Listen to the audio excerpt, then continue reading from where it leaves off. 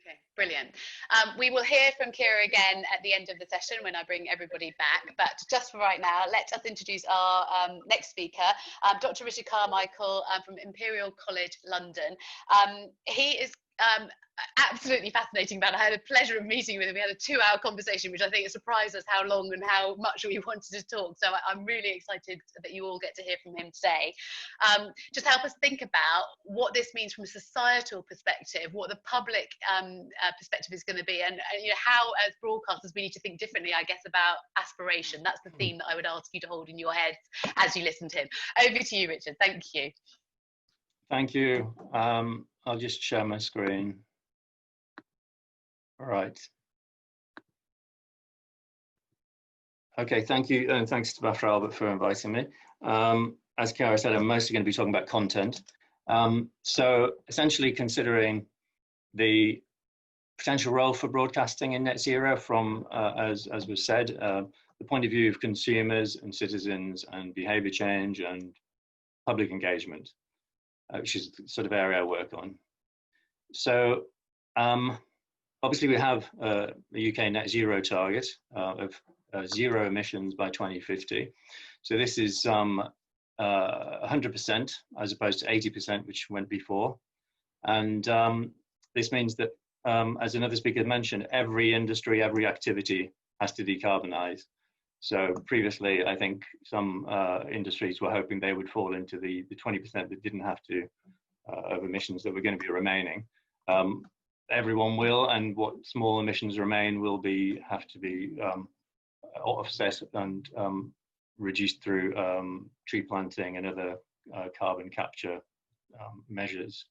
So it really is a big, it is a big ask and a big target. So a bit of background to lead into the question of broadcasting's, how broadcasting fits into all of this. 3 questions really. What are the activities currently, and I'm thinking about households and consumers, that are problematic and have big carbon impact? Once we know that, could we decarbonize those without bothering people? And maybe we don't need behavior change and to engage the public. And finally, if we do need behavior change and engaging people, is it really feasible? And what are the challenges and potential to do this? And then finally getting onto broadcasting. So with thanks to the Energy Systems Catapult for the nice diagram, you can see that the 4 biggest components of an average household's carbon footprint presently are heating, transport, diet, and flying, or driving and flying and heating and eating.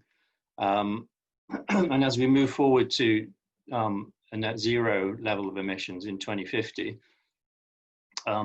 they all reduce greatly, and the remaining emissions are going to be largely made up by the aviation and food sort of activities.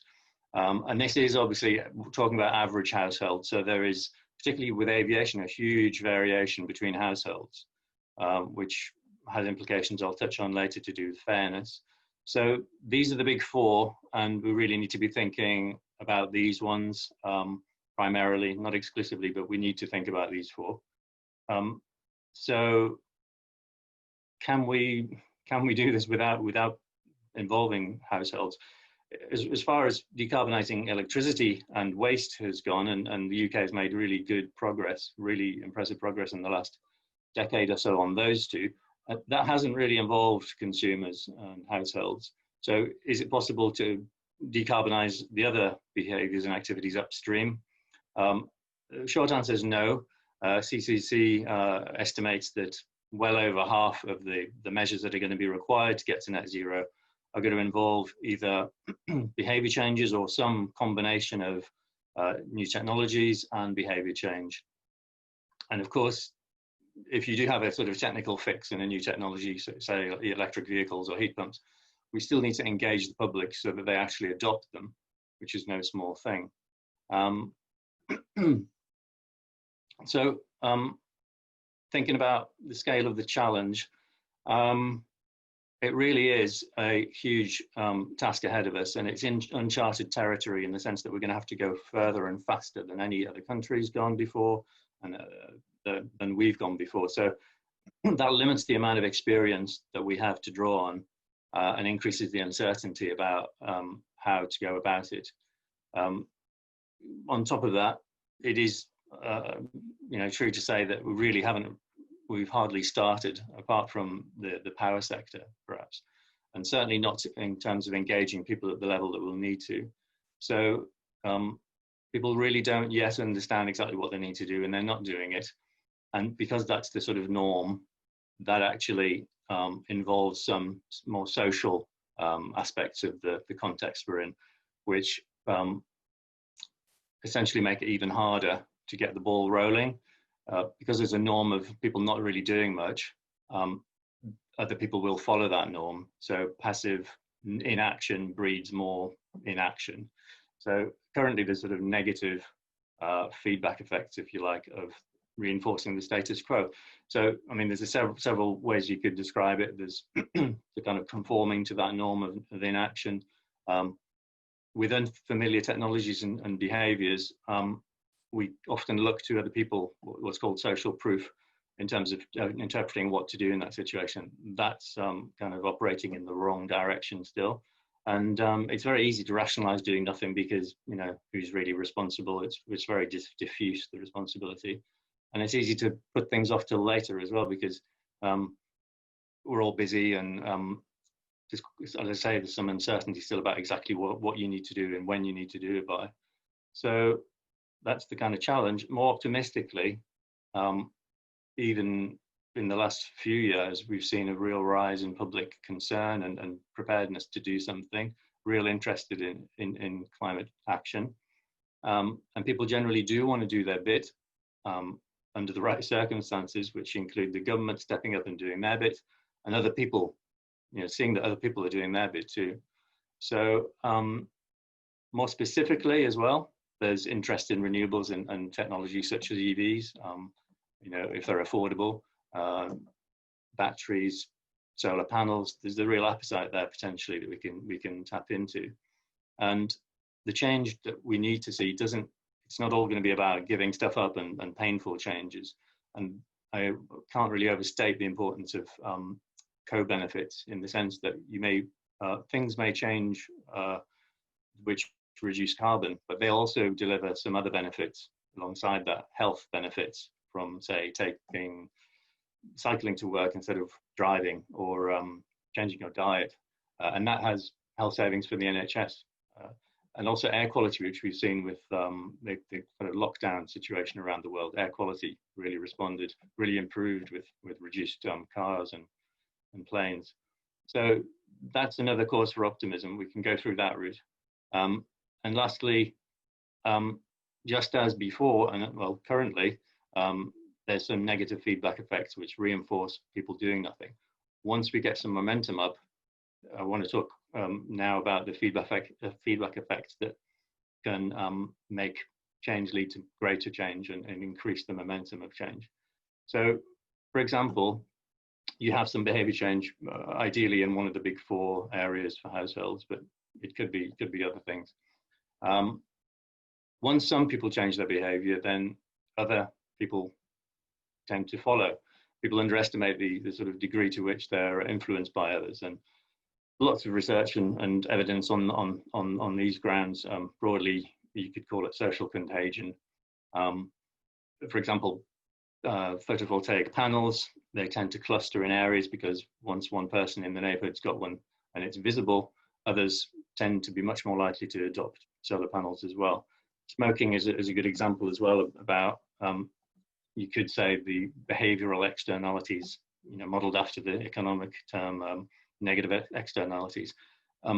Those effects of smoking is the worst one, in a sense, is that you are making other people more likely to be smokers. So if we can harness those sorts of social influence effects, then you get more behavior change, and it leads to potentially social tipping points. Another feedback is industry and market response. A good example is vegan food market, which has exploded in the last few years. products emerge which wouldn't have been launched otherwise, and that makes it even easier for other people to change. And costs come down. PV and lithium batteries are a good example of how costs have plummeted. And I've mentioned co-benefits. That's another way that feedback effects can occur. Behavior change delivers some co-benefits, and that reinforces more behavior change. Plus, because you get co-benefits much quicker than you see the results in the climate, which could take decades, it makes it easier to get some policy through as well. So government may deliver a policy on road transport because of the air quality benefits rather than the climate benefits. And on the policy front, there's presently a bit of a disconnect really between policymakers and the public. Great research by Rebecca Willis on how MPs don't feel they have a mandate to champion climate change. Not only is behavior change visible to other consumers and citizens, but it's potentially visible to policymakers. So there's a good feedback loop potentially for government to see people their citizens engaging with solutions, and therefore feel like they can go faster and further with policy. And last year I wrote a report for the Committee on Climate Change, mostly focused on the policy side and how that could better support public engagement and behavior change for net zero. So there's 3 last kind of issues to cover on there. One is, if you're going to ask the public to step up and do stuff, policy has to deliver a context which is consistent and fair and shows leadership. Secondly, if you want people to do stuff, make it easy. So make it affordable, reduce those barriers. Other barriers include just complexity of making certain decisions, make it normal as much as possible and attractive. So policy can do a lot to reduce barriers to changing behaviours. And secondly, lastly, if you've got all these feedback effects nicely working, policy should aim to reinforce those. So the social contagion feedback loop essentially depends on visibility of those behaviours to others. So policy could make those more visible in various ways. And I'll be coming back to that visibility issue for broadcasting. There's also a role for NGOs, but today I don't really have time. So we're going to consider finally the role for broadcasting. Obviously, broadcasting has a footprint in its activities, as Cara was talking about. But I think the biggest opportunity for broadcasting by far is not its footprint, but its handprint. This is a concept that's been used to talk about what positive impact you can have on others in terms of their carbon footprint that's separate to what your emissions are. So broadcasting really is in an amazing position to have a huge and increasingly green handprint on the public's engagement and behavior change for net zero. So that's what I want to kind of finish really developing that idea. And as I say, visibility is key, and broadcasting is in great position to have a really big role in making all sorts of desirable behaviors more visible, more normal, and reflecting that change as it happens, and also leading that change in its content.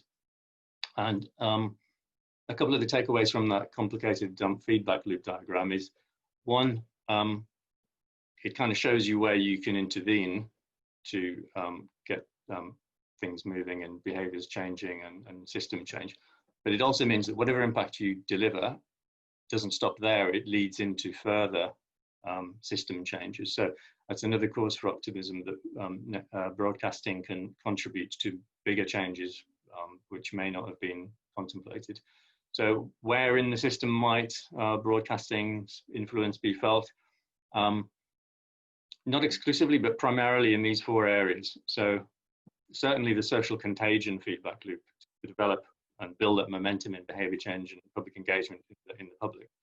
And number 8 would be supporting that through making it more visible, as broadcasting is in a great place to do. And also as an industry, number 2 down on the left, as an industry, the broadcasting can respond to the changing context of changing audiences and households in terms of, you know, being further down the road and changing their behaviors and lifestyles. not so much falling costs, but new products.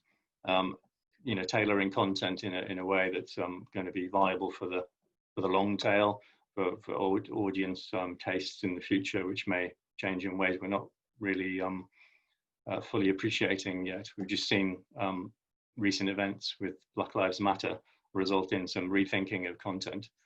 And then number 3, again, the co-benefits, which can motivate behavior change. There's a real opportunity there, but I'll finish. My final slide is going to develop that a little bit more. Essentially running with the green handprint, sort of metaphor, and 5 ways in which broadcasting and the content within broadcasting may reflect on its current impact and future possible impact. So one is the content could model behaviors. I show examples of what we ought to be doing or would be desirable for us to do. And if that missed out the heat, transport, diet and aviation, that would be a mistake. We need to at least cover those big ones.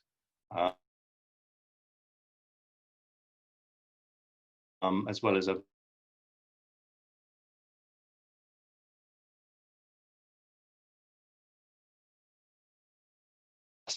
wasn't all that bad necessarily, at least for some people, because it was basically showing what you shouldn't be doing.